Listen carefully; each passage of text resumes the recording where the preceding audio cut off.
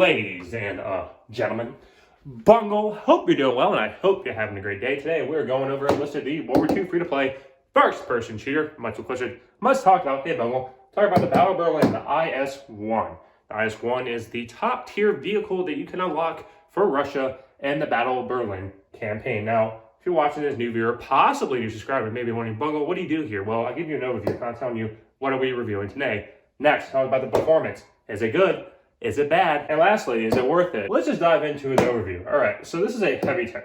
All right, and in Enlisted, there's different types of tanks. You got your light tanks, you got your medium tanks, you got your tank destroyers, and now you have your heavy tanks.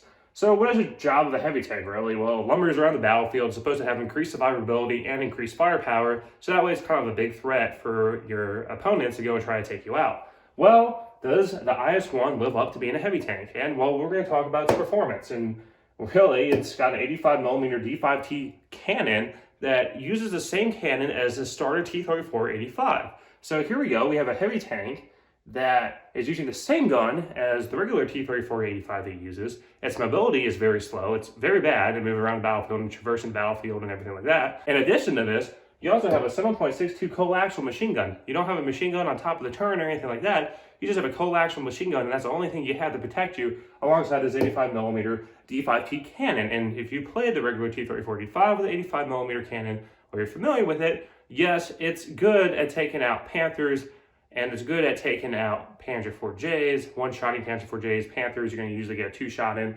I mean, the 85mm gun isn't that bad, but at level 31, whereas we go compared to our German counterparts to get a Tiger E with an 88mm cannon, the IS-1 here, yeah, it's kind of like, why did they even add this? Because the T-34-85 does everything this tank does, but better with increased mobility and everything like that. And the IS-1 is just, honestly, if you look at the front of it, you just aim at the driver's port, you'll penetrate at any time because it's very weak, it's very flat, easy for a round to go right through. So lastly, is it worth it? And the answer is no.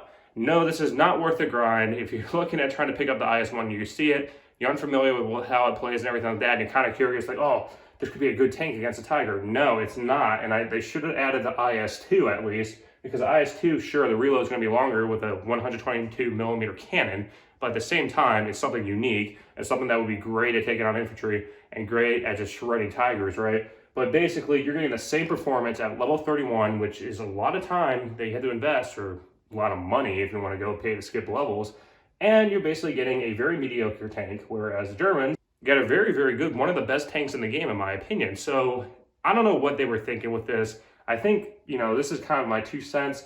Usually with these free-to-play games and everything like that, they try to have a flavor of the month or something that people can try to grind towards and everything like that. So given there's a Tiger now in the game, right, everyone's going to try to get the Tiger. So that's my 2 cents conspiracy theory. But I think they'll try to add the IS-2 down the road. Of course, they have to, because it means Berlin, and they have IS-2s already laying around the battlefield anyway. So yeah, I do not know why they even did this. Honestly, I think it's kind of lazy. Well, that's my 2 cents. Other than that, if you reach this point in the video, new viewer, possibly new subscriber, well, I hope today is the day that I earn your subscription. Have you sub and mash that like button. It does help me with the YouTube algorithm. Returning sub or returning viewer, let me know. Are you disappointed with the IS-1? Do you actually think it was going to be that good? Let me know down below. Other than that, I hope you all have a great day. Take care.